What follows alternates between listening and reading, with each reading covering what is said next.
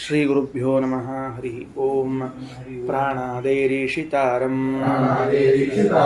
ಪರಮಸುಖನಿಧಿಂ ಸರ್ವದೋಷವ್ಯಪೇತಂ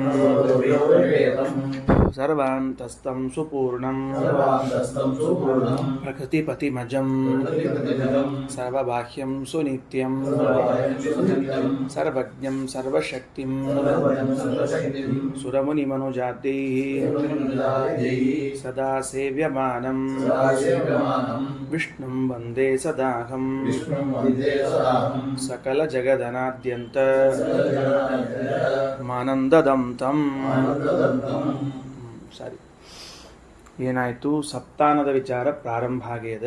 ನಿನ್ನೆ ಬೆಳಿಗ್ಗೆ ಪಾಠದಲ್ಲಿ ಹೇಳುವಾಗ ಇದು 3ನೇ ಅಧ್ಯಾಯದ 6ನೇ ಬ್ರಾಹ್ಮಣ, ಅಥ ಸಪ್ತಾನ್ನ ಬ್ರಾಹ್ಮಣಂ ಅಂತ ತಿಳ್ಕೊಂಡು ಭಗವಂತ ಹಾಗೂ ಬ್ರಹ್ಮದೇವರು ಗೃಹಸ್ಥಾಶ್ರಮವನ್ನು ಸ್ವೀಕಾರ ಮಾಡಿದ್ದರಿಂದ ಗೃಹಸ್ಥಾಶ್ರಮವೇ ಉತ್ತಮ ಅಂತಾಯಿತು. ಹಾಗಿರುವಾಗ ಆ ಗೃಹಸ್ಥಾಶ್ರಮಿಗಳಾದವರು ತಾವು ತಮ್ಮನ್ನು ಉತ್ತಮರು ಎಂದು ಭಾವಿಸಿ ಇನ್ಯಾರಿಗಾದರೂ ಅನ್ನಪ್ರದಾನವನ್ನು ಮಾಡುವಾಗ ಅನ್ನವೆಲ್ಲ ನಾವು ಕೊಟ್ಟದ್ದು, ಹಾಗಾಗಿ ನಾವು ಶ್ರೇಷ್ಠರು ಎನ್ನುವಂತಹ ಭಾವನೆಯನ್ನು ತಾಳಬಾರದು. ಯಾಕೆ? ಭಗವಂತ ತಾನೇ ಎಲ್ಲರ ಮೇಲಿನ ಕಾರುಣ್ಯದಿಂದ 7 ವಿಧವಾದ ಅನ್ನವನ್ನು ಸೃಷ್ಟಿ ಮಾಡಿದ್ದಾನೆ. 7 ವಿಧವಾದ ಅನ್ನದಲ್ಲಿ ಒಂದನ್ನವನ್ನು ಸರ್ವಸಾಧಾರಣ ಅಂತ ಮಾಡಿದ್ದಾನೆ. ಒಂದು ಅನ್ನ ಸರ್ವಸಾಧಾರಣ ಆದರೆ 2 ಅನ್ನವನ್ನು ದೇವತೆಗಳಿಗೆ ಕೊಟ್ಟಿದ್ದಾನೆ, 3 ಅನ್ನವನ್ನು ತನಗೋಸ್ಕರ ಇಟ್ಟುಕೊಂಡಿದ್ದಾನೆ, ಪಶುಗಳಿಗೆ 1 ಕೊಟ್ಟಿದ್ದಾನೆ. ಹೀಗೆ 7 ಅನ್ನಗಳು. ಆ 7ನೇ ಅನ್ನವಾದ ಪಶುಗಳಿಗೆ ಕೊಟ್ಟಿರತಕ್ಕಂಥದ್ದು ಹಾಲು. ಅದರಲ್ಲಿ ಎಲ್ಲರೂ ಆಶ್ರಯಿಸಿಕೊಂಡಿದ್ದಾರೆ. ವಿಶೇಷ ಏನು ಅಂದರೆ ಸ್ಥಾವರ ಜಂಗಮ ಸಂಚಾರ ಮಾಡುವಂತಹ ಪ್ರಾಣಿಗಳು ಹಾಲು ಕುಡಿತಾವೆ. ಒಂದೇ ಕಡೆ ನಿಂತಿರುವಂತಹ ಮರ ಬಳ್ಳಿ ಬೇರೆ ಬೇರೆ ಹುಲ್ಲುಗಳು ಎಲ್ಲವೂ ಹಾಲು ಕುಡದೆ ಬದುಕ್ತಾವೆ. ಅವು ಮತ್ತೆ ಇಷ್ಟೆಲ್ಲ 7 ವಿಧವಾದ ಅನ್ನವನ್ನು ಮಾಡಿದ ಮೇಲೆ ಅಷ್ಟು ಅನ್ನಕ್ಕೂ ಮತ್ತೆ ಸ್ವೀಕಾರ ಮಾಡುವಂತಹ ವ್ಯಕ್ತಿಗಳಿದ್ದಾರೆ. ಇಷ್ಟಾದರೂ ಅನ್ನಗಳು ಯಾಕೆ ಖಾಲಿ ಆಗ್ತಿಲ್ಲ? ಇಷ್ಟು ಮಂದಿ 7 ತರಹದ ವ್ಯಕ್ತಿಗಳಿದ್ದು ಅನ್ನ ಸ್ವೀಕಾರ ಮಾಡ್ತಿದ್ದಾರೆ ಅಂದರೆ ಭಗವಂತ ನಿರಂತರವಾಗಿ ಅನ್ನವನ್ನು ಸೃಷ್ಟಿ ಮಾಡ್ತಿರ್ತಾನೆ. ಭಗವಂತ ಮಾಡುವ ನಿರಂತರ ಅನ್ನ ಸೃಷ್ಟಿಯ ಅನುಸಂಧಾನವನ್ನು ಮಾಡಿದ ವ್ಯಕ್ತಿ ಆತ ಅನಾಯಾಸವಾಗಿ ಅನ್ನವನ್ನು ಪಡೀಲಿಕ್ಕೆ ಅರ್ಹನಾಗುತ್ತಾನೆ. ಒಂದು ವೇಳೆ ಈ ಅನುಸಂಧಾನ ಮಾಡಿದವನು ದೇವತಾ ಪದವಿಗೆ ಅರ್ಹನಾಗಿದ್ದರೆ ದೇವತಾ ಪದವಿಯನ್ನು ಹೊಂದಿ ದೇವತಾ ಅನ್ನವನ್ನು ಸ್ವೀಕಾರ ಮಾಡ್ತಾನೆ ಅಂತ ಇಷ್ಟು 1ನೇ ಮಂತ್ರದಲ್ಲಿ ಇತ್ತು. ಇನ್ನು 2ನೇ ಮಂತ್ರ, ಅದು ನಾನು ಹೇಳಿದ್ದೆ ಮೊನ್ನೆ, ಈಗ ಮತ್ತದನ್ನು ಸಮರ್ಥನೆ ಮಾಡೋಣ ಅಂತ. ಯತ್ ಸಪ್ತಾನ್ನಾನಿ ಮೇಧಯ ತಪಸಾ ಅಜಯತ ಪಿತ ಏಕತಮಸ್ಯ ಸಾಧಾರಣಂ ಅಂತೇನದನೋ ಹಾಗೆ ಒಂದೊಂದು ವಾಕ್ಯಗಳನ್ನು ಹಿಡಿದು ವೇದವೇ ವಿವರಣೆಯನ್ನು ಕೊಡ್ಲಿಕ್ಕೆ ಪ್ರಾರಂಭ ಮಾಡ್ತಾ ಇದೆ. ಏನು ಮಾಡಬೇಕು? 1ನೇ ಮಂತ್ರದಲ್ಲಿ ಒಂದು ಬೆರಳಿಡಬೇಕು, 2ನೇ ಮಂತ್ರದ ಒಂದು ಬೆರಳಿಟ್ಕೊಂಡು ಅಧ್ಯಯನ ಮಾಡಬೇಕು ನಾವೀಗ. ನೋಡ್ರಿ, 1ನೇ ಮಂತ್ರದಲ್ಲಿ ಯತ್ ಸಪ್ತಾನ್ನಾನಿ ಮೇಧಯ ತಪಸಾ ಅಜನಯತ್ ಪಿತಾ ಏಕತಮಸ್ಯ ಸಾಧಾರಣಂ ಅಂತನೋ ವಾಕ್ಯ ಅದ. 2ನೇ ಮಂತ್ರದಲ್ಲಿ ಅದೇ ಇದೆ. ಯತ್ ಸಪ್ತಾನ್ನಾನಿ ಮೇಧಯ ತಪಸಾ ಅಜನಯತ್ ಪಿತಾ ಏಕತಮಸ್ಯ ಸಾಧಾರಣಂ ಇತಿ ಅಂತದ. ಆ ಇತಿ ಅಂತ ಬಂತು ಅಂದ್ರೆ ಮೇಲಿನ ಮಂತ್ರದ ಭಾಗವನ್ನು ಕೆಳಗಡೆಗೆ ನಾನು ಇಳಿಸಿಕೊಂಡಿದ್ದೇನೆ. ಯಾಕೆ ಕೆಳಗೆ ಬರ್ಕೊಂಡಿದ್ದೀನಿ? ಅರ್ಥವನ್ನು ತಿಳಿಸುವುದಕ್ಕಾಗಿ. ಅರ್ಥ ಆಯ್ತಿಲ್ಲ ಏನಂತ ಹೇಳಿದ್ದು? ಅರ್ಥ ಬರೆಯುವುದಕ್ಕಾಗಿ ಇಳಿಸ್ಕೊಂಡಿದ್ದೀನಿ. ಹಿಂಗೆ ಗ್ರಂಥಗಳಲ್ಲಿ ಇತಿ ಅಂತ ಪ್ರಾರಂಭ ಮಾಡಿದ್ರು ಅಂದ್ರೆ ಈ ವಾಕ್ಯಕ್ಕೆ ಅರ್ಥ ಬರಲಿಕ್ಕೆ ಹೊರಟಾರ ಅಂತ ತಿಳ್ಕೋಬೇಕು. ಕೆಲವು ಕಡೆಗೆ ಇತಿ ಅಂದರೆ ಮುಗೀತು ಅಂತೂ ಅರ್ಥ ಇರ್ತದೆ, ಮತ್ತೆ ನೋಡ್ಕೊಂಡು ಅರ್ಥ ಮಾಡ್ಕೋಬೇಕಾಗ್ತದೆ. ಸರಿ, ಪ್ರಾರಂಭದ ವಾಕ್ಯವನ್ನು ಹಿಡಿದು ಅರ್ಥ ಬರಿತಾ ಇದ್ದಾರೆ. ಯತ್ ಸಪ್ತಾನ್ನಾನಿ ಮೇಧಯ ಅಂತನ್ನೋ ಶಬ್ದಕ್ಕೆ ಮೇಧಯ ಅನ್ನೋದಕ್ಕೆ ಆಚಾರ್ಯ ಹೇಳಿದರು ಭಗವಂತ ತನ್ನ ಇಚ್ಛೆಯಿಂದ. ದೇವರು ಈ 7 ವಿಧವಾದ ಅನ್ನ ಸೃಷ್ಟಿ ಮಾಡುತ್ತಿರುವಾಗ ಯಾರದ್ದಾದರೂ ಆದೇಶಕ್ಕೆ ಒಳಗಾಗಿ ಮಾಡಿದನ ಅನ್ನ ಸೃಷ್ಟಿಯನ್ನು? ನಮ್ಮ ಮನೆಯಲ್ಲಿ ಕಾರ್ಯಕ್ರಮಗಳಿದ್ದಾಗ ಅಡಿಗೆಯವನಿಗೆ ಹೇಳಿರ್ತೇವೆ ಇಂತಿಂಥ ಅಡಿಗೆಯನ್ನು ಮಾಡಬೇಕು ಅಂತ. ಆಗ ಯಜಮಾನರ ಆದೇಶದಂತೆ ಆತ ಅಡಿಗೆಯನ್ನು ಮಾಡ್ತಾನೆ. ಹಾಗೆ ಭಗವಂತ ಯಾರದ್ದಾದರೂ ಆದೇಶಕ್ಕೆ ಒಳಗಾಗಿ ಅನ್ನವನ್ನು ಸೃಷ್ಟಿ ಮಾಡಿದನ ಅಂದ್ರೆ ಮೇಧಯ, ಇಚ್ಛೆಯಿಂದ. ಅಲ್ರಿ, ಮೇಧಯ ಅನ್ನೋ ಶಬ್ದಕ್ಕೆ ಇಚ್ಛೆಯಿಂದ ಅಂತ ಹೆಂಗೆ ಅರ್ಥ ಬರದ್ರಿ? ಆ್ಯಕ್ಚುಲಿ ಮೇಧ ಅನ್ನೋ ಶಬ್ದಕ್ಕೆ ಜ್ಞಾನ ಅಂತ ಅರ್ಥ. ಮೇಧ ಅನ್ನೋ ಶಬ್ದಕ್ಕೆ ಜ್ಞಾನ ಅಂತ ಅರ್ಥ. ಮೇಧಯ ಅಂದರೆ ದೇವರು ಜ್ಞಾನದಿಂದ ಬುದ್ಧಿಪೂರ್ವಕವಾಗಿ ಅನ್ನ ಸೃಷ್ಟಿ ಮಾಡಿದ ಅಂತ ಹೇಳಬೇಕು ಅಂದರೆ ಹೌದು. ಬುದ್ಧಿಪೂರ್ವಕವಾಗಿ ಅಂದರೆ ಅರ್ಥ ಏನು? ಇಚ್ಛಾಪೂರ್ವಕವಾಗಿ ಅಂತೆ ಅರ್ಥ. ಅದಕ್ಕೆ ಬೇರೆ ಏನಿಲ್ಲೇ ಇಲ್ಲ. ಬುದ್ಧಿಪೂರ್ವಕ ಮಾಡ್ಯಾನ ಅಂದ್ರೆ ಇಚ್ಛಾಪೂರ್ವಕವಾಗಿ ಕೆಲಸ ಮಾಡಿದ್ದಾರೆ ಅಂತ ಅರ್ಥ. ಅದರಿಂದ ಬುದ್ಧಿ ಇಚ್ಛಾ ಶಬ್ದಗಳು ಅವು ಪರ್ಯಾಯವಾಗಿ ಆಡಲ್ಪಡುತ್ತವೆ. ಅಥವಾ ಭಗವಂತನ ಎಲ್ಲ ಗುಣಗಳು ಅಭಿನ್ನವಾದದ್ದರಿಂದ ಬುದ್ಧಿ ಎಂಬ ಶಬ್ದದಲ್ಲಿ ಇಚ್ಛಾ ಅನ್ನೋ ಅರ್ಥವನ್ನು, ಬುದ್ಧಿ ಎಂಬ ಶಬ್ದಕ್ಕೆ ಇಚ್ಛೆ ಎಂಬ ಅರ್ಥವನ್ನು ತಗೊಳ್ತೀವಿ ಅಷ್ಟೇ. ಆಯಿತು. ತಪಸ ಅಜನಯತ ಅಂತಂದ್ರೆ ನಮ್ಮ ಕರ್ಮಾನುಸಾರವಾಗಿ ಅನ್ನವನ್ನು ಸೃಷ್ಟಿ ಮಾಡಿದ. ತಪಃ ಅನ್ನುವ ಶಬ್ದಕ್ಕೆ ಶ್ರೀಮದಾಚಾರ್ಯರು ಕರ್ಮ ಅಂತ ಅರ್ಥ ಬರೀತಾರೆ. ಯಾಕೆ ಹಂಗೆ ಅರ್ಥ ಬರೆದ್ರು ಅಂದ್ರೆ, ಉಪನಿಷತ್ತೇ ಮುಂದೆ ಹೇಳೋ ಕಾಲಕ್ಕೆ ತಪಸ್ಸು, ಮೇಧ ಮತ್ತು ತಪಸ್ಸು ಅನ್ನೋ ಶಬ್ದಕ್ಕೆ ಅರ್ಥ ಬರೀತದದು. ಕರ್ಮ ಮತ್ತು ಇಚ್ಛಾ ಅನ್ನೋ ಅರ್ಥವನ್ನು ಬರೀಲಿಕ್ಕತ್ತದ. ಅಂದಮೇಲೆ ಕರ್ಮಾನುಸಾರವಾಗಿ ಮಾಡಿದ ಅಂತ. ಸರಿ, ಈ ವಾಕ್ಯದ ಮುಖ್ಯಾಭಿಪ್ರಾಯ ಯಾವುದು ಅಂದ್ರೆ, ಇದಮೇವ ಅಸ್ಯ ತತ್ ಸಾಧಾರಣಂ ಅನ್ನಂ. ಈ 7 ಅನ್ನದಲ್ಲಿ ಮೊದಲನೇ ಅನ್ನ ಏನು ಒಂದನೇದ್ದು ಅಂತ ಹೇಳಿದ್ದೀವಲ್ಲ, ಮೊದಲನೇ ಅನ್ನ ಅದು ಸಾಧಾರಣಂ ಅನ್ನಂ, ಸರ್ವರಿಗೂ ಸಾಧಾರಣವಾದ ಅನ್ನದು. ಯದಿದಂ ಅದ್ಯತೆ, ಯಾವುದದು ಅಂದ್ರೆ ಯದಿದಂ ಅದ್ಯತೆ, ನಮ್ಮೆಲ್ಲರಿಂದ ತಿನ್ನಲ್ಪಡುವ ಅನ್ನ ಇದೆಯಲ್ಲ ಅದು ಸರ್ವಸಾಧಾರಣ ಅನ್ನ. ಅಂದ್ರೆ ಭಗವಂತನು ಸಕಲ ಜೀವರಾಶಿಗಳು ತಿನ್ನಲು ಯೋಗ್ಯವಾದ ಒಂದು ಅನ್ನವನ್ನು ಸೃಷ್ಟಿ ಮಾಡಿಬಿಟ್ಟಾನ. ಒಂದು ಪೂರ್ಣ ಎಲ್ರಿಗೂ ಅದು. ಅಂದ್ರೆ ಈಗ ಜಗತ್ತಿನೊಳಗೆ ಯಾರೇ ವ್ಯಕ್ತಿ ಊಟ ಮಾಡಲಿ ಆ ವ್ಯಕ್ತಿ ಹೊಟ್ಟೆಗೆ ಬೀಳುವಂಥ ಅನ್ನವನ್ನು ಸೃಷ್ಟಿ ಮಾಡಿ ಬಿಟ್ಟಾನ ಪರಮಾತ್ಮ. ಹಿಂಗ್ಯಾಕೆ ಹೇಳಿದರು ಅಂತ ಮುಂದಿನ ವಾಕ್ಯ. ಸಹಾಯ ಏತದುಪಾಸ್ತೆ ನ ಸ ಪಾಪ್ಮನೋ ವ್ಯಾವರ್ತತೆ ಮಿಶ್ರಂ ಹಿ ಏತತ್. ಯಾವ ವ್ಯಕ್ತಿ ಹೀಗೆ ತಿಳಿದು, ಏನು ತಿಳಿದು ಈ ಅನ್ನವು ಸರ್ವಪ್ರಾಣಿ ಸಾಧಾರಣವಾಗಿದೆ ಅಂತ ತಿಳಿದು ಅನ್ನವನ್ನು ಉಣುತ್ತಾನೋ ಅಥವಾ ಅನ್ನವನ್ನು ದಾನ ಮಾಡುತ್ತಾನೋ ಅವನಿಗೆ ಪಾಪ ಬರುವುದಿಲ್ಲ. ಯಾವ ವ್ಯಕ್ತಿ ಇದು ನಾನು ಕೊಡುವ ಅನ್ನ ಇವರಿಗೆ ಕೊಡುವುದು ಅಂತ ತಿಳ್ಕೊಳ್ತಾನೋ ಅವನಿಗೆ ಪಾಪ ಬರ್ತದೆ. ನೀನು ಯಾರು ಕೊಡೋರು? ನೀನು ಯಾರು ಅನ್ನ ಕೊಡಲಿಕ್ಕೆ? ಭಗವಂತ ಎಲ್ಲರಿಗೂ ಸಾಧಾರಣ ಅಂತ ಅನ್ನ ಮಾಡಿಟ್ಟಾಗ ಎಲ್ಲರಿಗೂ ಸಾಧಾರಣವಾದ ಅನ್ನ ಇದು ಅವ್ರಿಗೆ ಕೊಡಬೇಕು ಅಂತ ಇಷ್ಟ ಅಭಿಪ್ರಾಯ ಹೇಳಬೇಕು. ನಾ ಕೊಡ್ತೀನಿ ಇದನ್ನ ಅನ್ನ ಅಂತ ಅನ್ಬೇಕು ಹೇಳೋಣ ಅಂತ. ಇದನ್ನ ತನ್ನ ಅನ್ನ ಅಂತ ಅನ್ಕೊಳ್ಬಾರ್ದು. ನಾ ಯಜಮಾನಿದ್ದೀನಿ, ನಾ ಕೊಡ್ಲಿಕ್ಕತ್ತೀನಿ ಅಂತ ಅನ್ಕೋಬಾರ್ದು. ಭಗವಂತ ಎಲ್ಲರಿಗೂ ಅನ್ನವನ್ನು ಸೃಷ್ಟಿ ಮಾಡಿದ್ದಾನೆ. ಇವತ್ತೊಂದು ಅವಕಾಶ ಕೊಟ್ಟ ನನಗೆ ಮೀಡಿಯಾ ಆಗಲಿಕ್ಕೆ, ತೀರ್ಸೌಟು, ಬುಟ್ಟಿ, ಪಾತ್ರೆ, ಹೆಂಗೆ ಉಪಕರಣಗಳು ಸಂಧ್ಯಾವನಿಗೆ ಉಪಕರಣಗಳು ಮತ್ತವು ಸಂಧ್ಯಾವನೆ ಮಾಡಲಿಕ್ಕೆ. ನೋಡ್ರಿ, ಎಷ್ಟೋ ದಿವಸ ಒಂದು ವಾಟಕ ಅಲ್ಲಿ ದೇವ್ರ ಕಟ್ಟಿಕೊಂಡು ಡಬ್ಬ ಹಾಕಿದಿರ್ತದೆ, ಅದನ್ನು ತೊಗೊಂಡಿರಂಗಿಲ್ಲ. ಯಾವುದೋ ಒಂದು ದಿವಸ ಒಂದು ತೊಳಿಲಿಕ್ಕೆ ಹೋಗ್ಬಿಟ್ರೆ ಸಿಕ್ಕಿರಂಗಿಲ್ಲ, ಅದಕ್ಕೆ ಆ ವಾಟಕ ತೊಗೊಂಡಿರ್ತೀವಿ. ತೊಗೊಂಡಾಗ ಇವತ್ತಿದು ಉಪಕಾರಣಿ ಅಂತ ಸಂಧ್ಯಾವನೆಗೆ ಉಪಯೋಗ ಬಿತ್ತು. ಹಂಗೆ ಎಂದೋ ಒಂದು ದಿವಸ ದೇವ್ರು ನಮ್ಮನ್ನು ಉಪಯೋಗಕೊಂಡು ಉಪಕಾರಣೆ ಮಾಡಿಕೊಂಡು ಅನ್ನ ಹಾಕ್ಸಿರ್ತಾನೆ. ಅಂದ ಮಾತ್ರಕ್ಕೆ ಅದು ನಾನು ಕೊಟ್ಟನ್ನ ಅಂತ ತಿಳಿಬಾರ್ದು. ಏನು ಚಂದ ಆದ ಮಾತು ಹೇಳ್ತಾರೆ ನೋಡ್ರಿ. ಅದು ಅರ್ಥ ಆಯ್ತು ಇಲ್ಲೋ? ನಾ ಕೊಟ್ಟನ್ನ ಅನ್ನೋದಾದ್ರೆ ನೀವು ಒಂದು ದಿವ್ಸ ಕೊಟ್ಟು ಉಳಿದು 29 ದಿವಸ ಏನು ಮಾಡ್ಬೇಕು ಅವರು? ಅಂದಮೇಲೆ ನಾ ಕೊಟ್ಟ ಅನ್ನ ಅಲ್ಲದು, ದೇವ್ರು ಸೃಷ್ಟಿ ಮಾಡಿದ ಅನ್ನೋದು ನೋಡ್ರಿ. ಅದಕ್ಕೆ ಏನಾಯ್ತಪ್ಪ ಮುಂದೆ, ಎತ್ ಸತ್ತ ಸಾಧಾರಣ ಅಂದ್ರೆ ಸರ್ವ ಜನರಿಗೆ ಸಂಬಂಧಪಟ್ಟದ್ದು. ಸಾಧಾರಣ ಶಬ್ದ ಯಾವಾಗ ಹೇಳ್ತೀವಿ? ಎಲ್ಲರಿಗೂ ಕಾಮನ್ ಕಾಮನ್ ಕಾಮನ್ ಅನ್ನೋ ಅರ್ಥ ಸಾಧಾರಣ ಶಬ್ದ ಬಳಸಿದ್ದಾರೆ. ಸಾಧಾರಣ ಅಂದ್ರೆ ಸಾಧಾರಣ ಅನ್ನ ಅಸಾಧಾರಣ ಹಿಂಗಲ್ಲ, ಕಾಮನ್ ಅಂತ ಅರ್ಥ. ಎಲ್ಲರಿಗೂ ಸರ್ವೇ ಹಂಗಲ್ಲ ಹಂಗೆ ಬಿಸಿಬೇಳೆ ಭಾತು, ಕೇಸರಿ ಭಾತು ಹಿಂಗೆಲ್ಲ ಅಲ್ಲ, ಅದೆಲ್ಲ. ಮತ್ತೆ ಏನಾಯ್ತು ಮುಂದೆ ತಿಳಿತದಲ್ಲ ಏನಂತ ಹೇಳಿ ಅಂದ್ರೆ, ನನ್ನನ್ನ ಅಂತ ತಿಳಿಬಾರ್ದು ಅಷ್ಟೇ. ನಾವು ಭಗವಂತ ಪ್ರದಾನ ಮಾಡಿದ ಅನ್ನ ಅಂತ ಸಹ ಪಾಪ ಬರುವುದಿಲ್ಲ.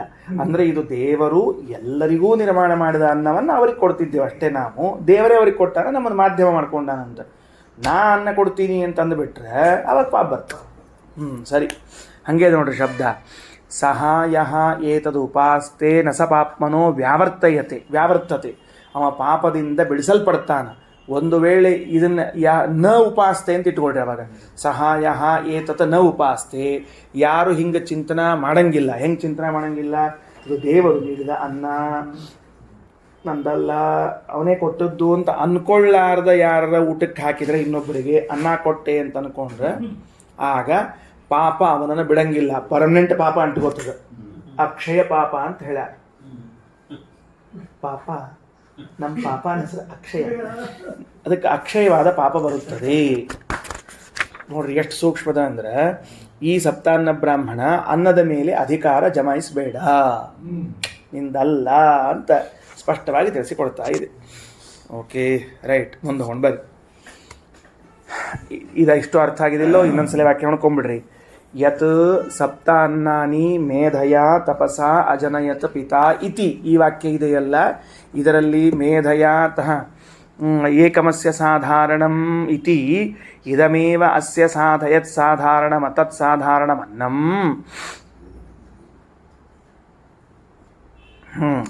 ಸಾಧಾರಣಮನ್ನಂ ಯದಿದಮದ್ಯತೆ ಸಹಾಯ ಏತದುಪಾಸ್ತೆ ನ ಸಪಾತ್ಮನೋ ವ್ಯಾವರ್ತತೆ. ಯಾಕ ಮಿಶ್ರಂ ಹಿ ಏತತ್, ಈ ಅನ್ನ ಎಲ್ಲರಿಗೂ ಸಂಬಂಧಪಟ್ಟದ್ದು. ಭಾಳ ಚಂದ ಬರ್ದಾರ ರಾಯರು ರಘುತ್ತಮ ಸ್ವಾಮಿಗಳೇನಂತಾರ, ಇದಮನ್ನಂ ಮಿಶ್ರಂ ಅಂದ್ರೆ ಏನು ನೀ ತಿನ್ಲಿಕತ್ತಿಯಲ್ಲ ಇದು ಯಾರ್ಯಾರಿಗೆ ಸಂಬಂಧಪಟ್ಟದ್ದು? ದೇವ ಬ್ರಾಹ್ಮಣ ಸಾಧಾರಣಂ, ದೇವತೆಗಳಿಗೂ ಬ್ರಾಹ್ಮಣರಿಗೂ ಸಮಾನವಾಗಿರುವಂತಹದ್ದು. ದೇವತೆಗಳಿಗೂ ಬ್ರಾಹ್ಮಣರಿಗೂ ಸಮಾನವಾದ ಅನ್ನವನ್ನು ನನ್ನನ್ನ ಅಂತಿ ಅಂದ್ರೆ ದೇವಸ್ವ ಬ್ರಹ್ಮಸ್ವ ಅಪಹಾರ ಮಾಡಿದಂತೆ ಅಂತ ಹೇಳ್ಬಿಟ್ಟ. ದೇವಸ್ವ ಬ್ರಹ್ಮಸ್ವ ಅಂದ್ರೆ ಏನು? ದೇವರ ಸ್ವತ್ತನ್ನ ಬ್ರಾಹ್ಮಣರ ಸ್ವತ್ತನ್ನ ಅಪಹರಿಸಿದ ಪಾಪ ಏನಿದಲ್ಲ ಆ ಪಾಪ ಬರ್ತದಂತ ವಿಚಾರ ಮಾಡಿ ಅನ್ನದಾನ ಮಾಡಬೇಕು ನಾವೆಲ್ಲ. ಸಂಹಿ ಏತತ ಅನ್ನೋ ಶಬ್ದಕ್ಕೆ ರಾಯರು ಬರ್ದಾರ. ರಾಯರು ಏನು ಬರೀತಾರೆ ನೋಡ್ರಿ, ಅದು ಎಷ್ಟು ಚಂದದ ವಾಕ್ಯ. ಹಿ ಯಸ್ಮಾತ್ ಏತತ್ ಅದ್ಯಮಾನಂ ಅನ್ನಂ ಮಿಶ್ರಂ. ಈಗ ನಾವು ತಿನ್ನುವ ಅನ್ನ ಏನದಲ್ಲ ಇದು ಮಿಶ್ರದ. ಮಿಶ್ರ ಅಂದ್ರೆ ದೇವಬ್ರಾಹ್ಮಣ ಸಾಧಾರಣಂ, ದೇವತೆಗಳಿಗೂ ಬ್ರಾಹ್ಮಣರಿಗೂ ಸಾಧಾರಣವಾದ ಅನ್ನ. ಹೀಗಿರುವಾಗ ಅಂದ್ರೆ ಈ ಅನ್ನದ ಮೇಲೆ ದೇವತೆಗಳಿಗೂ ಅಧಿಕಾರದ, ಬ್ರಾಹ್ಮಣರಿಗೂ ಅಧಿಕಾರದ, ಕೊಡುವ ಯಜಮಾನನಿಗೂ ಅಧಿಕಾರದ.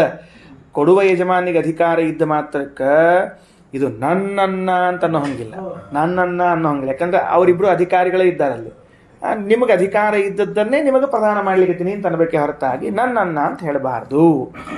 ಇನ್ನು ಮುಂದೆ ದ್ವೇ ದೇವಾನ ಅಭಾಜಯತ ಇತಿ ಮುಂದಿನ ಮಂತ್ರ. ಆ ಮೊದಲನೇ ಮಂತ್ರದೊಳಗೆ ದ್ವೇ ದೇವಾನ ಭಾಜಯತ, ಎರಡು ಅನ್ನವನ್ನ ಪರಮಾತ್ಮನು ದೇವತೆಗಳಿಗೆ ಕೊಟ್ಟ ಅಂತದ. ಆ ಎರಡನ್ನ ಯಾವುದು ಅಂದ್ರೆ ವೈಶ್ವದೇವ ಬಲಿಹರಣಗಳು ಬರ್ಕೊಂಡಿದ್ದೀರಿ ನಿನ್ನೆ ಬೆಳಗ್ಗೆ. ಈಗೊಂದು ಸೂಕ್ಷ್ಮದ ಭಾಳ ಚಂದದ್ರಿ ವಿಷಯ, ಭಾಳ ಚಂದದ. ವೈಶ್ವದೇವ ಬಲಿಹರಣಗಳೇನವ ಇದನ್ನು ಇಟ್ಟುಕೊಂಡು ಉಪಲಕ್ಷಣೆಯ ಇದರ ಜೊತೆಗೆ ಎಲ್ಲ ಯಜ್ಞಗಳು ಕೂಡ ದೇವತೆಗಳ ಅನ್ನ. ಸರಿನಾ? ವೈಶ್ವದೇವ ಬಲಿಹರಣ ಅಂತ ಎರಡು ಬಾಯಿಂದ ಹೇಳಿದ್ದೀವಿ, ಕಂಠದಲ್ಲಿ ಉಳಿದ ಯಜ್ಞಗಳೆಲ್ಲ ಅವ. ಸರಿ ಹೊತ್ತಿಲ್ಲೋ? ನೋಡ್ರಿ ಹೇಳ್ತೀವಿ. ದ್ವೇ ದೇವಾನ ಅಭಾಜಯತ ಇತಿ ಹುತಂಚ ಪ್ರಹುತಂಚ. ಹುತ ಅಂದ್ರೆ ವೈಶ್ವದೇವ, ಪ್ರಹುತ ಅಂದ್ರೆ ಬಲಿಹರಣ. ಶಬ್ದಾರ್ಥ ಗೊತ್ತಾಗಂಗಿಲ್ಲ, ಪುಸ್ತಕದೊಳಗೆ ಪೆನ್ಸಿಲ್ ತಗೊಂಡು ಮಾರ್ಕ್ ಮಾಡ್ಕೊಂಡು ಬರ್ಕೊಳ್ರಿ. ಹುತಂಚ ಪ್ರಹುತಂಚ, ಹುತಂಚ ಪ್ರಹುತಂಚ. ರಾಯರು ಬರ್ದಾರ ಹುತಂ ವೈಶ್ವದೇವಂ ಪ್ರಹುತಂ ಬಲಿಹರಣಂ ಅಂತ ಬರ್ದಾರ. ಅದ ಇವರು ಬರ್ದಾರ, ರಘುತ್ತಮ ಸ್ವಾಮಿಗಳು ಬರ್ದಾರ. ಎರಡೂ ಅದ. ಸರಿ ಆಯ್ತಾ? ಮುಂದೆ ಹುತಂಚ ಪ್ರಹುತಂಚ ತಸ್ಮಾತ್ ದೇವೇಭ್ಯೋ ಜುಹ್ವತಿ. ಆದ್ದರಿಂದಲೇನೆ ಆ ವೈಶ್ವದೇವ ಬಲಿಹರಣಗಳು ದೇವತೆಗಳ ಉದ್ದೇಶದಿಂದ ಮಾಡಲಾಗುತ್ತದೆ. ದೇವತೋದ್ದೇಶಕವಾದದ್ದು ವೈಶ್ವದೇವ ಬಲಿಹರಣಗಳು. ಮುಂದೆ ಅಷ್ಟ ಅಲ್ಲ, ಮುಂದೇನದ? ದೇವೇಭ್ಯೋ ಜುಹ್ವತಿ ಚ ಪ್ರಜುಹ್ವತಿ. ಪ್ರಜುಹ್ವತಿ ಅಥೋ ಆಹುಹು ದರ್ಶಪೂರ್ಣ ಮಾಸಾವ್ ಇತಿ. ಅದು ಮುಗೀತು. ಹುತಂಚ ಪ್ರಹುತಂಚ ತಸ್ಮಾತ್ ದೇವೇಭ್ಯೋ ಜುಹ್ವತಿ ಪ್ರಜುಹ್ವತಿ. ಅದನ್ನು ಬಲಿಹರಣ ವೈಶ್ವದೇವಗಳನ್ನು ಅವರಿಗೆ ಮಾಡ್ತಾರಂತಾದ ಮೇಲೆ ಇನ್ನೂ ಹಿರಿಯರ ಅಭಿಪ್ರಾಯದ ಅಂತ ಏನದ ಅಂತಂದ್ರೆ ದರ್ಶಪೂರ್ಣಮಾಸವು. ದರ್ಶಪೂರ್ಣಮಾಸಗಳು ಕೂಡ ದೇವತೆಗಳ ಅನ್ನವೇ. ದರ್ಶಪೂರ್ಣಮಾಸ ಅಂದ್ರೆ ಈ ನಮ್ಮ ಮಹೇಶಾಚಾರ್ಯ ಅಂಥವ್ರೇನು ಅಗ್ನಿಹೋತ್ರದಲ್ಲಿ ಪಾಲ್ಗೊಂಡಿರ್ತಾರಲ್ಲ, ಅವರು ಪ್ರತಿ ಹುಣ್ಣಿಮೆಗೆ ಅಮಾವಾಸ್ಯೆಗೆ ದರ್ಶೇಷ್ಟಿ ಪೂರ್ಣಮಾಸೇಷ್ಟಿ ಅಂತ ಮಾಡಬೇಕು, 2 ಹೋಮ ಮಾಡಬೇಕು ಅವನು. ಅದು ಯಜ್ಞಾಂಗವಾಗಿ ಬರುವಂತಹದ್ದು. ಅವುಗಳನ್ನು ಮಾಡೋದು ಕೂಡ ದೇವತೆಗಳ ಅನ್ನ. ಅಂದ್ರೆ ನಿತ್ಯ ಮಾಡುವ ವೈಶ್ವದೇವ ಬಲಿಹರಣಗಳು ದೇವತೆಗಳಿಗೆ ಅನ್ನವೆನಿಸಿದೆ. ಅದನ್ನು ಸಂಸ್ಕೃತದಲ್ಲಿ ಹುತ ಪ್ರಹುತ ಅಂತ ಕರೀತಾರೆ. ಇವು ಎರಡೇ ಅನ್ನಗಳು ಅಂತ ಭಾವಿಸಬೇಡ್ರಿ. ಪ್ರತಿ ಅಮಾವಾಸ್ಯೆಗೂ ಪ್ರತಿ ಹುಣ್ಣಿಮೆಗೂ ಅಗ್ನಿಹೋತ್ರ ಇಟ್ಟುಕೊಂಡವರು ಮಾಡುವ ದರ್ಶ ಇಷ್ಟಿ ಪೂರ್ಣಮಾಸ ಇಷ್ಟಿಗಳೂ ಕೂಡ ಅನ್ನವೇ ಎನಿಸಿವೆ. ಸರಿ ಹೊತ್ತಿಲ್ಲೋ? ಮುಂದೆ ನೋಡ್ರಿ. ತಸ್ಮಾತ್ ನೇಷ್ಟಿಯಾಜುಕ ಸ್ಯಾತ್. ಭಾಳ ಚಂದದ. ಏನದ ಅಂದ್ರೆ ಹಿಂಗ ಯಜ್ಞ ಅಂತನ್ನೋದು ದೇವತೆಗಳ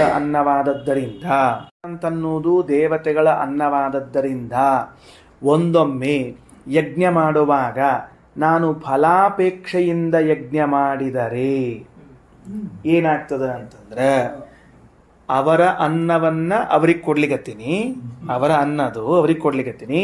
ನನಗೆ ಫಲ ಆಗಲಿ ಅಂತ ಅಪೇಕ್ಷೆ ಮಾಡ್ಲಿಕ್ಕತ್ತೀನಿ. ಏನು ಸಂಬಂಧದ? ನಿಮ್ಮ ತಂಬಗಿನ ನಿಮ್ಮ ಕೈಯಾಗ ಕೊಟ್ಟು ಕೃಷ್ಣಾರ್ಪಣ ಮಸ್ತು ಅಂತ ಅವ್ರದೇ ತಂಬಗಿ ಊಟ ಮಾಡ್ಲಿಕ್ಕೆ ಇಸ್ಕೊಂಡಾನ, ಹೊಳ್ಳಿ ಕೊಟ್ಟು ಥ್ಯಾಂಕ್ಸ್ ಹೇಳ್ಬೇಕು, ಕೃಷ್ಣಾರ್ಪಣ ಮಸ್ತು ಅಂತ ಅಂದ್ರೆ ಅವನು ನೋಡ್ರಿ ಅವ್ರು ಇನ್ನೊಂದು ದುಷ್ಟ ಅಂತ ಹೇಳಿದ್ರೆ ನಮ್ಮ ಆಚಾರ ದೇಸಾಯಿ ಆಚಾರ ಹಾರೋ ಹಳ್ಳಿಟ್ಟಿಗೆ ಕೃಷ್ಣಾರ್ಪಣ ಮಸ್ತು ತಸ್ಮಾತ್. ಅದರಿಂದ ನೇಷ್ಟಿಯಾಜುಕ ನೋಡ್ರಿ ರಾಯರಿ ಅಂತಾರೆ, ತಸ್ಮಾದ್ಹುತ ಪ್ರಹುತಯೋ ದೇವಾನ್ನತ್ವಾತ ಯಜ್ಞಮನುತಿಷ್ಠನ್.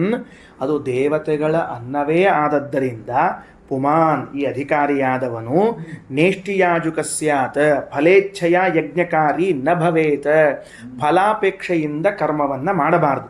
ಯಾಕಂದ್ರೆ ಅಲ್ರಿ ಇನ್ನೊಬ್ಬರ ಸಂಪತ್ತನ್ನು ತನ್ನ ಫಲ ಬರಲಿ ಅನ್ನೋದಕ್ಕೆ ಉಪಯೋಗಿಸಿದರೆ, ಪರರ ಸ್ವತ್ತನ್ನು ನಿನ್ನ ಫಲ ಬರಲಿಕ್ಕೆ ನಿನ್ನ ಫಲ ಸಿಗಲಿ ಅನ್ನೋದಕ್ಕೆ ಉದ್ದೇಶಿಸಿದರೆ ಪರಸ್ವ ಅಪಹಾರ ದೋಷ ಬರ್ತದ. ಏನು ಚಂದ ಆದ ಮಾತು ಅಂದ್ರೆ, ಪರಸ್ವೇನ ಆತ್ಮಫಲಾರ್ಥಂ ವಿನಿಯೋಗೇ ಪರಸ್ವ ಅಪಹಾರ ದೋಷಾಪತ್ತೇ ಇತಿ ಭಾವ. ಯಜ್ಞ ಎಂಬುದು ಯಾರು ಅನ್ನೋದು ದೇವತೆಗಳದ್ದು. ಅದನ್ನು ನೀ ಮಾಡ್ಲಿಕ್ಕತ್ತಿ ಇಲ್ಲೋ ಸುಮ್ಮನೆ ಮಾಡು. ಅದನ್ನು ಮಾಡಿ ನನ್ಗೇನು ಕೊಡ್ತೀರಿ ದೇವತೆಗಳು ಅಂತ ಕೇಳಿದ್ರೆ, ಅಲ್ಲೋ ನನ್ನ ಅನ್ನ ನನಗೆ ಕೊಟ್ಟು ನಿನಗೇನು ಕೊಡ್ಬೇಕು ಅಂತ ಕೇಳ್ತಾರೆ. ಹಂಗೆ ಆಯ್ತು. ಈಗ ನೋಡ್ರಿ ಕೃಷ್ಣನ ವಾಕ್ಯ ನೆನಪು ಮಾಡ್ಕೊಳ್ರಿ. ಈಗ ಕರ್ಮಣ್ಯೇವಾಧಿಕಾರಸ್ತೆ ಮಾ ಫಲೇಶು ಕದಾಚನ ಮಾ ಕರ್ಮ ಫಲ ಹೇತುರ್ಭೂ ಮಾತೆ ಸಂಗೋಸ್ತ್ವಕರ್ಮಣಿ. ಅಲ್ರಿ ಯಾಕೆ ಕೃಷ್ಣ ಕರ್ಮಣ್ಯೇವಾಧಿಕಾರ ಅಂತಾನೆ, ಮಾ ಫಲೇಶು ಕದಾಚನ ಅಂತಾನೆ. ನೀ ಫಲಾಪೇಕ್ಷಾ ಮಾಡಬೇಡ, ಕರ್ಮ ಮಾಡು ಸುಮ್ಮನೆ. ಅಲ್ರಿ ಭಾರಿ ಆತ್ರಪ್ಪ, ಇಷ್ಟೆಲ್ಲ ಖರ್ಚು ಮಾಡಿ ನಾ ಯಜ್ಞ ಮಾಡಿ ಏನೋ ನೀ ಏನು ಯಜ್ಞ ಮಾಡಿದಿ? ಆ ಯಜ್ಞ ಅನ್ನೋದು ನಾನಾಗಲಿ ದೇವತೆಗಳಿಗೆ ಕೊಟ್ಟ ಅನ್ನ, ಅವರ ಅನ್ನವನ್ನ ಅವರಿಗೆ ಕೊಟ್ಟು ನಿನ್ನದೊಂದು ಸುಖ ಪಡಲಿ, ನಿನ್ನದೊಂದು ಇಚ್ಛಾ ಪೂರ್ಣ ಆಗಲಿ ಅಂತ ಕೇಳೋದ? ಕರ್ಮಣ್ಯೇವಾಧಿಕಾರಸ್ಥೆ ಮಾ ಫಲೇಶು ಕದಾಚನ, ಫಲದ ಬಗ್ಗೆ ಮಾತಾಡಬೇಡ ಅಂದಮೇಲೆ ಮಾ ಕರ್ಮ ಫಲ ಹೇತುರ್ಭೂ. ಇಲ್ಲಿಲ್ರಿ ಹಂಗಾರೆ ಮತ್ತೆ ನಾ ಮಾಡಂಗಿಲ್ಲ, ಕರ್ಮನೇ ಮಾಡಂಗಿಲ್ಲ, ನಂಗೆ ಏನೂ ಫಲ ಬರಂಗಿಲ್ಲ, ನಾ ಯಾಕೆ ಮಾಡಬೇಕು ಅಂದ್ರೆ ಮಾತೇ ಸಂಗೋ ಸ್ವಕರ್ಮಣಿ. ನೀ ಫಲಾಪೇಕ್ಷೆ ಇಟ್ಕೊಂಡು ಕರ್ಮ ಮಾಡಬೇಡ ಅಂಥೇಳಿ ಬಿಡ್ಲಿಕ್ಕೆ ಹೋಗಬೇಡ. ನಿನ್ನ ಪಾಡಿಗೆ ನೀ ಮಾಡ್ತೀರಿ ಕರ್ಮ ಅಷ್ಟೇ. ಅದು ನನಗೆ ಗೊತ್ತದ ಏನು ಕೊಡ್ಬೇಕು ಬಿಡ್ಬೇಕು ಅಂತ ತಿಳ್ಕೊಂಡು. ನೋಡ್ರಿ ಹೊಸ ದೃಷ್ಟಿಕೋನ. ಕರ್ಮಣ್ಯೇವಾಧಿಕಾರಸ್ಥೆ ಎಂಬ ಶ್ಲೋಕಕ್ಕೆ ಹೊಸ ದೃಷ್ಟಿಕೋನ ಬರ್ತದೆ ಇದರಿಂದ. ಏನು ಅಲ್ಲಿ ಹೇಳಿದಾಗ ಏನಾಗ್ತಿತ್ತು, ನಾವು ಅಲ್ಲೆಲ್ಲ ಹೆಂಗೆ ಹೇಳ್ತಿದ್ವಿ, ಕರ್ಮಣ್ಯೇವಾಧಿಕಾರಸ್ಥೆ ಸಕಾಮ ಕರ್ಮ ಮಾಡಬೇಡ, ನಿಷ್ಕಾಮ ಕರ್ಮ ಮಾಡು, ಭಗವತ್ ಪ್ರೀತಿಗಾಗಿ ಮಾಡು ಅಂತ ಇಷ್ಟೇ ಹೇಳಿರ್ತೀವಿ. ಅದನ್ನು ಉಪನ್ಯಾಸ ಮಾಡೋ ಕಾಲಕ್ಕೆ ಸಕಾಮ ಕರ್ಮ ಮಾಡಬೇಡ, ನಿಷ್ಕಾಮ ಕರ್ಮ ಮಾಡು ಅಂತ ಇಷ್ಟು ಹೇಳಿರ್ತೀವಿ. ಬೃಹದಾರಣ್ಯಕದ ಈ ವಾಕ್ಯವನ್ನು ಓದಿದಾಗ ದ್ವೇ ದೇವಾನ ಭಾಜಯತ ಇತಿ ಹುತಂಚ ಪ್ರಹುತಂಚ ತಸ್ಮಾತ್ ದೇವೇಭ್ಯೋ ಜುಹ್ವತಿ ಚ ಪ್ರಜುಹ್ವತಿ ಅಥೋ ಆಹುರ್ದರ್ಶಪೂರ್ಣ ಮಾಸೌ ತಸ್ಮಾನ್ನೇಷ್ಟಿಯಾಜುಕ ಸ್ಯಾತ್. ನೇಷ್ಟಿಯಾಜುಕ, ಇಷ್ಟಿಯಾಜುಕ ಅಂದರೆ ಫಲಾಪೇಕ್ಷೆಯಿಂದ ಕರ್ಮ ಮಾಡುವನು ಆಗಬೇಡ, ಫಲಾಪೇಕ್ಷೆಯಿಂದ ಯಜ್ಞ ಮಾಡುವನು ಆಗಬೇಡ.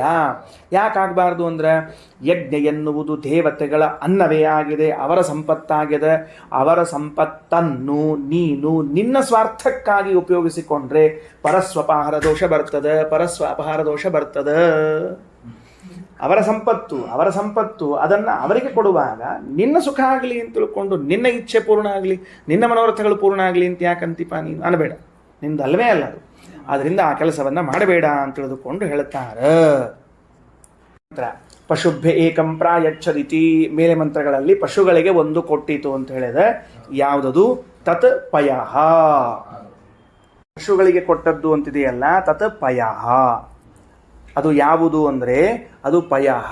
ಪಶುಗಳಿಗೆ ಕೊಟ್ಟದ್ದು ಯಾವುದು ಅಂದರೆ ಹಾಲು.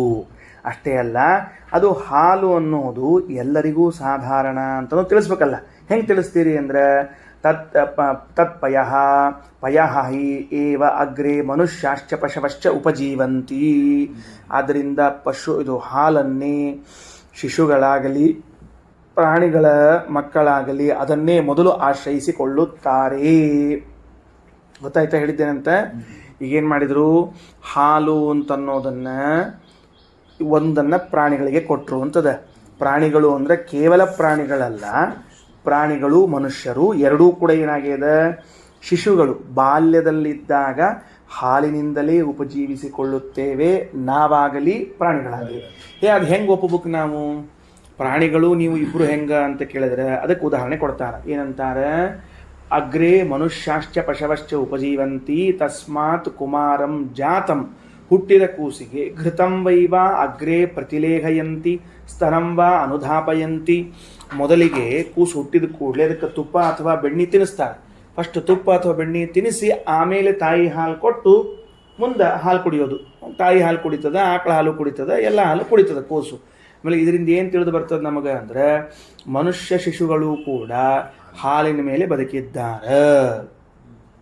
ಬರೀ ಶಿಶುಗಳೇನು, ನಾವು ದೊಡ್ಡವರು ಕೂಡ ಹಾಲಿನ ಮೇಲೆ ಬದುಕಿದ್ದೇವೆ. ಎಲ್ಲರಿಗೂ ಸಾಧಾರಣ ಅದು.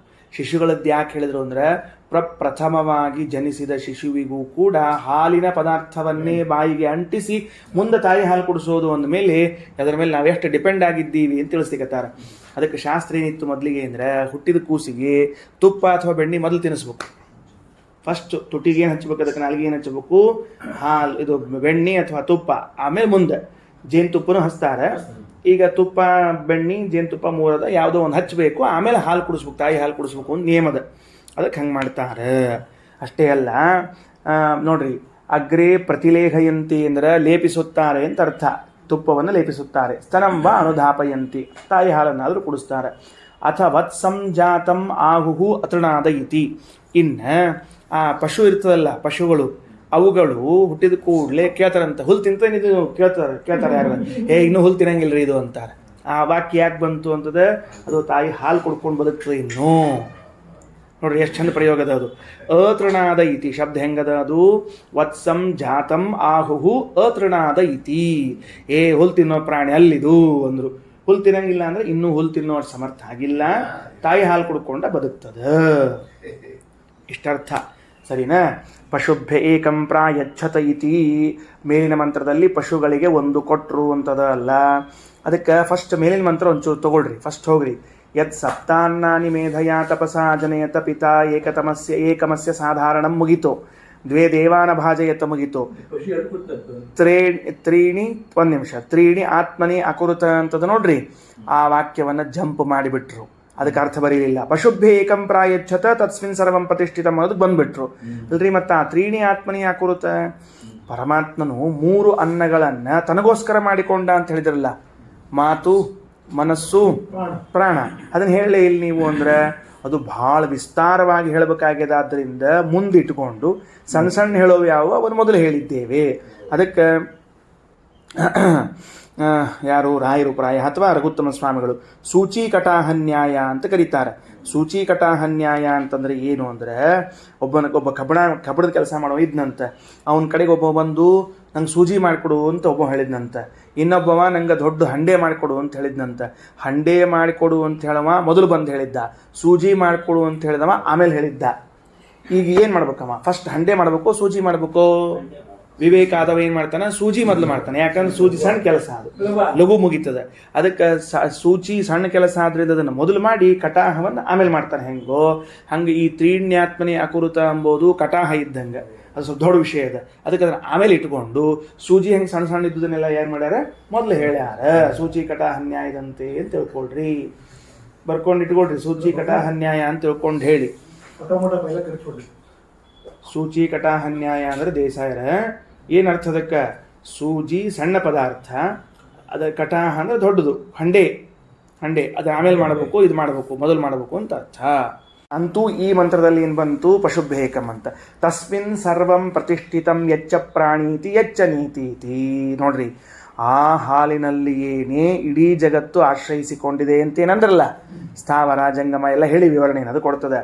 ಪಯಸಿ ಇದಂ ಸರ್ವಂ ಪ್ರತಿಷ್ಠಿತಂ. ಉಪನಿಷತ್ತಿನಲ್ಲಿ ತಸ್ಮಿನ್ ಸರ್ವಂ ಪ್ರತಿಷ್ಠಿತಂ ಇಷ್ಟ ಅದ, ಅದರಲ್ಲಿ ಎಲ್ಲವೂ ಆಶ್ರಯಿಸಿಕೊಂಡಿದೆ ಅಂತ. ಅದರಲ್ಲಿ ಅಂದರೆ ಯಾವುದರಲ್ಲಿ ಅಂತ ತಗೋಬೇಕು ಅಂದರೆ ಪಯಸಿ, ಹಾಲಿನಲ್ಲಿ ಅಂತ ತಗೊಳ್ರಿ. ಇದಂ ಸರ್ವಂ ಪ್ರತಿಷ್ಠಿತಂ ಯಚ್ಚ ಪ್ರಾಣೀತಿ ಯಚ್ಚನ. ಯಾವುದು ಸಂಚಾರ ಮಾಡುವಂತಹದ್ದದನೋ, ಯಾವುದು ಸಂಚಾರ ಮಾಡುವುದಿಲ್ಲವೋ ಅದೆಲ್ಲವೂ. ಇದಿಷ್ಟು ಆಯಿತು ಅಂದಮೇಲೆ ಅಂತೂ ನಾವೇನು ಹೇಳಿದ್ವಿ, ಆಯಾ ಪಶುಗಳ ಮಕ್ಕಳು ಶಿಶುಗಳು ಕುಡಿತಾವ, ಮನುಷ್ಯರ ಮಕ್ಕಳು ಕುಡಿತಾರ, ಅಂತೂ ಸರ್ವಸಾಧಾರಣವಾಯಿತು. ಇದಂದರೆ ಈ ಪಶು ಸಾಧಾರಣವಾಯಿತು ಹಾಲು ಅಂತಾದ ಮೇಲೆ, ಹಂಗಾರ ಹಾಲಿಗೆ ಇಷ್ಟೇ ಮಹತ್ವ ಇದೆ ಏನು? ಹಾಲಿಗೆ ಇಷ್ಟೇ ಮಹತ್ವನ ಬರೀ ಕುಡ್ಕೊಂಡಿದ್ಬಿಟ್ಟು ಅಂದರೆ ಉಪನಿಷತ್ತು, ಬೃಹದಾರಣ್ಯಕ ಉಪನಿಷತ್ತು ಹಾಲಿನ ಇನ್ನೂ ಹೆಚ್ಚಿನ ಮಹತ್ವವನ್ನು ಹೇಳಿಕತ್ತದ. ಏನಂತದ ಅಂದರೆ ತತ್ ಯತ್ ಇದಮಾಹು, ಅದರ ವಿಷಯದಲ್ಲಿ ಮತ್ತೊಂದು ಮಾತನ್ನು ಹೇಳ್ತದೆ. ಸಂವತ್ಸರಂ ಪಯಸಾ ಜುಹ್ವತ್ ಅಪಪುನರ್ಮೃತ್ಯುಂ ಜಯತಿ ನ ತಥಾ ವಿದ್ಯಾತ್ ಯದ ಹರೇವ ಜುಹೋತಿ ತದಃ ಪುನಃ ಮೃತ್ಯುಂ ಅಪಜಯತಿ ಅಂತ ತಿಳ್ಕೊಂಡು ಹೇಳ್ತಾರೆ. ಏನು ಅಂದರೆ, ಈ ಒಂದು ವೇಳೆ ಅಪರೋಕ್ಷ ಜ್ಞಾನಿಯಾದವನು 1 ವರ್ಷಗಳ ಕಾಲ ನಿರಂತರವಾಗಿ ಹಾಲಿನಿಂದ ಹೋಮಿಸಿದರೆ, ಕ್ಷೀರ ಹೋಮ ಮಾಡಿದರೆ ಕೂಡಲೇ ಸಂಸಾರದಿಂದ ಪಾರಾಗುತ್ತಾನೆ. ಹಾಲಿನ ಮಹಿಮ ಭಾರಿ ವಿಚಿತ್ರ. ಅವನು ಪ್ರಾರಬ್ಧ ಕರ್ಮ ಉಳ್ಕೊಂಡಿತ್ತು ಅಂತ ಇಟ್ಕೊಳ್ರಿ. ಈಗ ಅಪರೋಕ್ಷ ಜ್ಞಾನ ಆದ ಕೂಡಲೇ ಸಂಚಿತ ಆಗಾಮಿ ಕರ್ಮಗಳು ಹೊರಟು ಹೋಗಿರ್ತವೆ.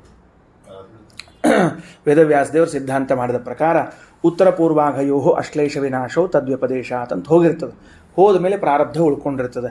ಆ ಪ್ರಾರಬ್ಧದ ಪ್ರಕಾರ ಅವ ಇನ್ನೂ ಈ ದೇಹದಲ್ಲಿ 70 ವರ್ಷ 50 ವರ್ಷ 80 ವರ್ಷ ಇರಬೇಕಾಗ್ತಿರ್ತದೆ. ಅಷ್ಟು ದಿವಸ ಇದ್ದು ದುಃಖ ಅನುಭವಿಸೋಕಲ್ಲ ಈ ದೇಹದೊಳಗಿಂದು. ಆ ಅಪರೋಕ್ಷ ಜ್ಞಾನಿಗಳು ಈ ದೇಹದಲ್ಲಿ ಇರೋದಂದ್ರೆ ದುಃಖ, ಅದು ಎಷ್ಟೇ ಸುಖ ಬಂದರೂ ದುಃಖನೇ ಅಲ್ಲ. ಅದಕ್ಕೆ ಅಂಥವರಿಗೆ ಉಪಾಯವೇನು ಅಂದರೆ ಕ್ಷೀರಹೋಮ, ಹಾಲಿನಿಂದ ಆಕಳ ಹಾಲು ತಗೊಂಡು 1 ವರ್ಷ ಪೂರ್ಣ ಹೋಮ ಮಾಡಿ ಬಿಟ್ಟರೆ ಆಗವ ಕೂಡಲೇ ಸಂಸಾರದಿಂದ ಪಾರಾಗ್ತಾನೆ. ಅದಕ್ಕಷ್ಟು ತಾಕತ್ತದ, ಕ್ಷೀರಹೋಮಕ್ಕೆ ತಾಕತ್ತದ. ತಿಳಿತಾ? ನೋಡ್ರಿ, ಶಬ್ದ ನೋಡ್ರಿ. ತದ್ ಯದಿದಮಾಹು ಸಂವತ್ಸರಂ ಪಯಸಾ ಜುಹ್ವತ್ ಅಪಪುನರ್ಮೃತ್ಯುಂ ಜಯತಿ. ಅಪಪುನರ್ಮೃತ್ಯುಂಜಯತಿ, ಅದಕ್ಕೆ ಸಂಸಾರವನ್ನು ಗೆಲ್ತಾರ. ರಾಯರು ಬರ್ದಾರ, ಸಂವತ್ಸರಂ ಪಯಸಾ ಜುಹ್ವತ ಹೋಮಂ ಕುರ್ವನ್ ಪುಮಾನ್ ಜ್ಞಾನಿ ಚೇತ್ ಅಪುನರ್ಮೃತ್ಯುಂ ಸಂಸಾರಂ ಜಯತಿ ಮುಕ್ತೋ ಭವತಿ. ಹೌದ್ರಿ, ಅಪರೋಕ್ಷ ಜ್ಞಾನಿಗಳು ಹೋಮ ಮಾಡಿದ್ರೆ ಬರೋಬ್ಬರಿ. ನಮ್ಮಂಥವರು ಏನು ಮಾಡೋದು ಅಂದ್ರೆ, ಅದಕ್ಕೆ ರಾಯರು ಬರೀತಾರೆ, ಅಜ್ಞಶ್ಚೇತ್, ಅಜ್ಞಾನಿಗಳು 1 ವರ್ಷ ನಿರಂತರವಾಗಿ ಕ್ಷೀರ ಹೋಮ ಮಾಡಿದರೆ ಭಗವದ್ವಿಷಯಕ ಅಜ್ಞಾನವನ್ನು ಪರಿಹಾರ ಮಾಡ್ಕೊಂಡ್ಬಿಡ್ತಾರಂತ. ಕೂಡಲೇ ಜ್ಞಾನ ಬರ್ಲಿಕ್ಕೆ ಶುರುವಾಗ್ತದಂತ. ಏನು ಆಶ್ಚರ್ಯ! ನಿತ್ಯದಲ್ಲಿ 1 ವರ್ಷ ನಾವೇನಾದರೂ ಕ್ಷೀರ ಹೋಮ ಮಾಡಿದರೆ ವರ್ಷ ಆದ ಮೇಲೆ ಬೇಗನೆ ಭಗವಂತನ ಜ್ಞಾನ ಬರ್ಲಿಕ್ಕೆ ಶುರುವಾಗ್ತದಂತ. ಕೂಡಲೇ ತಾಯಿ ಬರೀತಾರೆ, ಅಜ್ಞಶ್ಚೇದ್ ಅಪಪುನರ್ಮೃತ್ಯುಂ ಭಗವದಜ್ಞಾನಂ ಜಯತಿ ಹಂತಿ. ಇನ್ನು ಮತ್ತೊಂದು ಮಾತು, ಹೀಗೆ ಇಷ್ಟ ಅಂತ ತಿಳ್ಕೊಳಿಕ್ಕೆ ಹೋಗ್ಬೇಡ್ರಿ. ನ ತಥಾ ವಿದ್ಯಾತ್, ಹಂಗಾರೆ 1 ವರ್ಷ ಹೋಮ ಮಾಡಿದ್ರೆ ಆಗ್ತದೆ ಅಂತ ತಿಳ್ಕೊಳಿಕ್ಕೆ ಹೋಗ್ಬೇಡ್ರಿ. ಯದ್ ಅಹರೇವ ಜುಹೋತಿ ತದ ಅಹಹ ಪುನರ್ಮೃತ್ಯುಂ ಅಪಜಯತಿ. ಯಾವ ದಿವಸ ಇವನು ಹೋಮವನ್ನು ಮಾಡ್ತಾನೋ ಅವತ್ತೇ ಕೂಡ ಕೆಲವರಿಗೆ ಮುಕ್ತಿಯಾಗಿ ಬಿಡುತ್ತದೆ. ಹಂಗೂ ಅಧಿಕಾರಿಗಳಿದ್ದಾರೆ. ಅಂದರೆ ಹಾಲಿನ ಮಹತ್ವ ಹೇಳಲಿಕ್ಕೆ ಹೊರಟು 1 ದಿವಸ ಕ್ಷೀರ ಹೋಮ ಮಾಡಿದವರಿಗೂ ಅವತ್ತಿಂದವತ್ತೇ ಸಂಸಾರದಿಂದ ನಿವೃತ್ತಿ ಕಂಡದ, 1 ವರ್ಷದಿಂದಲೂ ಆಗೋದು ಕಂಡದ ಅಂದಮೇಲೆ ಆ ಹಾಲಿನ ಮಹತ್ವ ಎಷ್ಟದ ಅಂತ ಅರ್ಥ ಮಾಡಿಕೊಳ್ಳ್ರಿ. ಅಧಿಕಾರಿ ಭೇದ ಏನಂತ ಹೊಂದಿಸ್ಬೇಕು. ಅದೇ ಅಪರೋಕ್ಷ ಜ್ಞಾನಿ 1 ದಿವಸ ಮಾಡಿದ್ಕೊಳ್ಳೆ ಹೋಗ್ತಾನೆ, 360 ದಿವಸ ಮಾಡಿದಾಗ ಹೋಗಂಗಿಲ್ಲ, ಹೀಗೆಲ್ಲ ಅರ್ಥ ಮಾಡಬಾರ್ದು. ನನ್ನ ಅಭಿಪ್ರಾಯ, 360 ದಿವಸಗಳು 365 ದಿವಸಗಳು ಹೋಮ ಮಾಡಿದಾಗ ಒಬ್ಬ ಅಪರೋಕ್ಷ ಜ್ಞಾನಿ ಅವನ ಅಧಿಕಾರಾನುಸಾರವಾಗಿ ತನ್ನ ಪ್ರಾರಬ್ಧವನ್ನು ಕಳ್ಕೊಂಡು ಕೂಡಲೇ ಮೋಕ್ಷವನ್ನು ಹೊಂತಾನೆ. ಇನ್ನೊಬ್ಬ ಹ್ರಾಸಲ್ಲ, ನಾಶವೇ ಆಗೋಗ್ಬಿಡ್ತದೆ. ಅದಕ್ಕೆ ಹೇಳಿದ್ನಲ್ಲ, ಹ್ರಾಸ ಅಂತರೂ ಅಪರೋಕ್ಷ ಜ್ಞಾನಕ್ಕೆ ಆಗ್ಬಿಟ್ಟಿರ್ತದೆ. ಅಪರೋಕ್ಷ ಜ್ಞಾನಕ್ಕೆ ಸಂಚಿತ ಆಗಾಮ ಹೋಗ್ಬಿಟ್ಟಿರ್ತದೆ, ಪ್ರಾರಬ್ಧ ಹ್ರಾಸ ಆಗಿರ್ತದೆ. ಆ ಒಂಚೂರು ಏನು ಉಳ್ಕೊಂಡದ ಅದು ಹೋಗ್ತದೆ. ಅಜ್ಞಾನಿ ಮಾಡಿದರೆ ಅಪರೋಕ್ಷ ಜ್ಞಾನಿ ಆಗ್ತಾನೆ, ಅಪರೋಕ್ಷ ಜ್ಞಾನಿ ಮಾಡಿದ್ರೆ ಮೋಕ್ಷವನ್ನು ಹೊಂತಾನ. ಅಂದ್ರೆ ಈ ಕ್ಷೀರಹೋಮ ಅಪರೋಕ್ಷ ಜ್ಞಾನ ಸಾಧನ ಅಂತ ತಿಳ್ಕೊಳ್ರಿ. ಭಗವಂತನ ಜ್ಞಾನ ಬೇಗನೆ ಆಗ್ತದೆ ಅಂದರೆ ಬರೀ ಶಾಸ್ತ್ರಜ್ಞಾನ ಅಲ್ಲದು, ಅಪರೋಕ್ಷ ಜ್ಞಾನ ಅಂತ ಅರ್ಥ. ದಿವಸ ಕ್ಷೀರಹೋಮ ಮಾಡ್ತಾ ಇದ್ವಿ ನಾವು ಅಂದರೆ ಹೆಂಗೆ ಮಾಡ್ಬೇಕು, ಏನು ಮಾಡಬೇಕು ಪ್ರಕ್ರಿಯೆ ಗೊತ್ತಿಲ್ಲ, ಕೇಳಬೇಕು, ಕೇಳಿ ಬಲ್ಲವ್ರನ್ನ ಕೇಳಿ ಮಾಡಬೇಕು. ಮಾಡಿದ್ರೆ ಬೇಗನೆ ಅಪರೋಕ್ಷ ಜ್ಞಾನ ಆಗ್ತದೆ. ಇಷ್ಟರ್ಥ. ಮುಂದೆ ಆದಮೇಲೆ ಏನದ ಅಂದ್ರೆ, ಇಷ್ಟ ತಿಳ್ಕೊಬೇಡ್ರಿ. ಯದ ಹರೇವ ಜುಹೋತಿ ತತಃ ಪುನರ್ಮೃತ್ಯುಮಪಜಯತಿ. ಏವಂ ಹಿ ವಿದ್ವಾನ್ ಸರ್ವಂ ಹಿ ದೇವೇಭ್ಯೋ ಅನ್ನಾದ್ಯಂ ಪ್ರಯಚ್ಛತಿ. ಏನಂದ್ರೆ ಈ ವ್ಯಕ್ತಿ ಏನಾಯಿತು, ಯಾವನು ಭಗವಂತನ ಈ ಸಪ್ತಾನ್ನ ಸೃಷ್ಟಿ ಮಾಡಿದ ಮಹಿಮೆಯನ್ನು ತಿಳಿದುಕೊಂಡು ಹಾಲಿನಿಂದ ಹೋಮವನ್ನು ಮಾಡಿ ದೇವತೆಗಳಿಗೆ ಎಲ್ಲ ಅನ್ನವನ್ನು ಕೊಟ್ಟಿದ್ದಾನೋ. ಯಾಕ? ಹೋಮದಲ್ಲಿ ಹಾಲು ಕೊಟ್ಟಾನ, ಹೋಮ ಆದ ಮೇಲೆ ಅನ್ನದಾನಾದಿಗಳನ್ನು ಮಾಡ್ಯಾನ. ಒಟ್ಟು ಭಗವಂತ ಕೊಟ್ಟಿರುವಂತಹ ಸರ್ವಾನ್ನವನ್ನು ಸರ್ವಾನ್ನವನ್ನು ಅನ್ಲಿಕ್ಕೆ ವೈಶ್ವದೇವ ಬಲಿಹರಣ ಅದ್ರ ಜಗದೊಳಗೆ ಯಜ್ಞ ಬಂದುಬಿಟ್ಟದ, ಯಜ್ಞ ಮಾಡ್ಯಾನ. ಹಾಲು ಕೊಟ್ಟಾನ, ಆಮೇಲೆ ಅನ್ನದಾನ ಮಾಡ್ಯಾನ. ಸಪ್ತಾನ್ನದೊಳಗೆ 4 ಅನ್ನ ದಾನ ಮಾಡಿಬಿಟ್ಟ, 3 ಅನ್ನ ಪರಮಾತ್ಮಂತದ ಸಂಬಂಧ ಇಲ್ಲದು. ಹಿಂಗೆ ಎಲ್ಲ ಕೊಟ್ಟದ್ದರಿಂದಾಗಿ ಏನಾಗ್ತದೆ ಅಂದ್ರೆ ಅವನು ದೇವತೆಗಳಿಗೆ ಸರ್ವ ಅನ್ನಪ್ರದನು ಆಗುತ್ತಾನೆ. ಏವಂ ವಿದ್ವಾನ್ ಸರ್ವಂ ಹಿ ದೇವೇಭ್ಯೋ ಅನ್ನಾದ್ಯಂ ಪ್ರಯಚ್ಛತಿ ಅಂತ ತಿಳಿಸಿಕೊಟ್ಟಿದ್ದಾರೆ. ಶ್ರೀಕೃಷ್ಣಾರ್ಪಣಮಸ್ತು.